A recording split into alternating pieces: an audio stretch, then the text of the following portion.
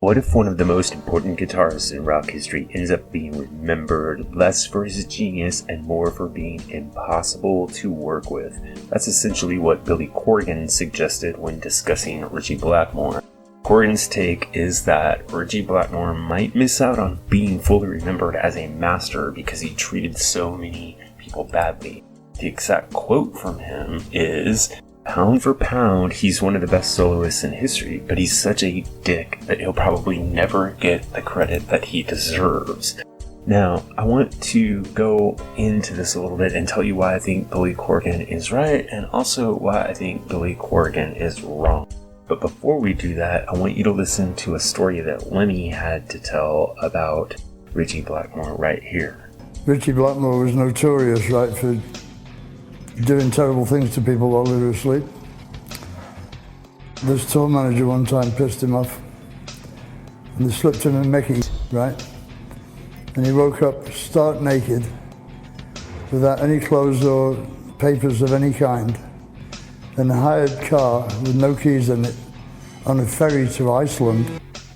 So that story from Lemmy shows that even when Blackmore was pranking people, he had kind of a cruel streak about him. And this is something that you hear about Blackmore very often from people who worked with him, particularly people like Ronnie James Dio and others. There is a persistent series of stories about Blackmore showing that he is kind of arrogant and cruel and uses other people as foils for his own sense of debased humor.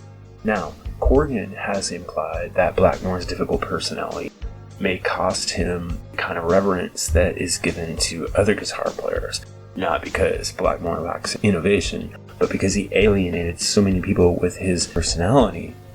And this raises a fascinating question. Does personality actually affect long-term musical legacy? Before we answer that, we have to think about Blackmore's reputation a little bit more.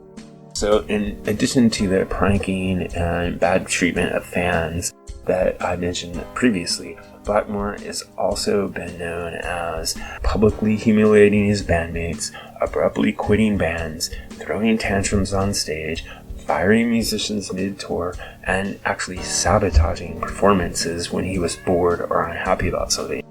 Within Deep Purple, the tensions were legendary, and in Rainbow, lineup changes were constant. So it wasn't just about creative tension, there was definite volatility, and these stories don't come out of nowhere. They come from so many people that they have to have a base in reality. What makes this even more interesting is that Blackmore has admitted himself to being very difficult. He has described himself as a musical vampire, meaning that he would extract whatever he needs from people, drain their ideas, and then move on. In addition to this, people have accused him of being mean to fans. Let's listen to something that Ronnie James Dio had to say about Blackmore's treatment of fans. And I had never, ever had a problem with Ritchie. I respected him very, very much. The only thing I had a problem with Ritchie was he's a very cruel person, I felt. Cruel? Cruel to the fans, very cruel to them, and to people in general. The fact that Ritchie Blackmore is known for being cruel to the people that he works with and also cruel to his fans may seem to seal the deal here.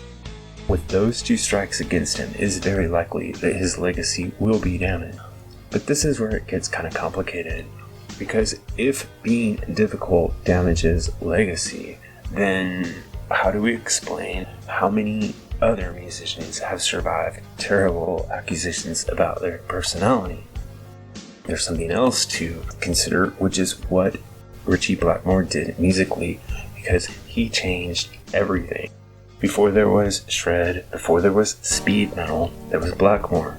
He fused Baroque phrasing, harmonic minor scales, classical tones, aggressive picking. He created legendary songs like Highway Star, Burn, Stargazer, and on and on. He, in fact, created the blueprint for neoclassical metal and neoclassical guitar. So, from him, you get everything from Yngwie to early Metallica speedruns, European power metal, and countless shred players.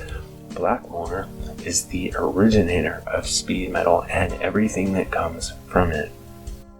Rock history is filled with volatile geniuses, with cruel band leaders, with impossible perfectionists, and yet, When we look back at guitar history, we don't really pick out the nice guys. We pick out the innovators. We pick out legends based on their recorded output, their influence, their technique, and their musical vocabulary. And by all of those measures, Blackmore is secure.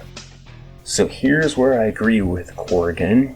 Blackmore definitely acted like an ass on many occasions. The stories aren't just myths, the tension was real, the damage to his relationships was definitely real. And this impacts band stability, internal harmony, and it had impact, of course, on Blackmore's output and his career. It may even affect the way that people who worked with him will remember him. But this is where I do diverge from what Billy Corgan said. Time does something very interesting.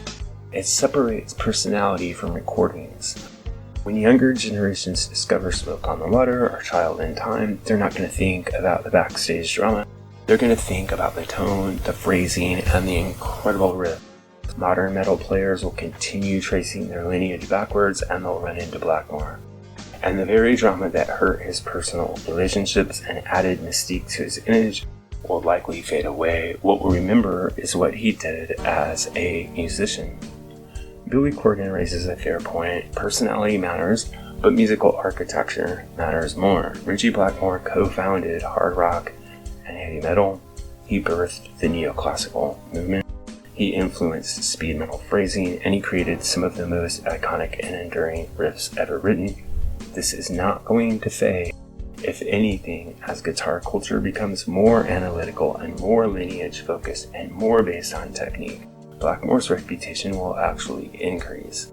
History eventually becomes less about who you were at dinner or at parties and more about what you put down on record. Do you think Ritchie Blackmore's personality will impact his legacy long term, or does music always win in the end? Let me know in the comments below. Music Guru here, asking you to help us on our march to 10,000 subscribers.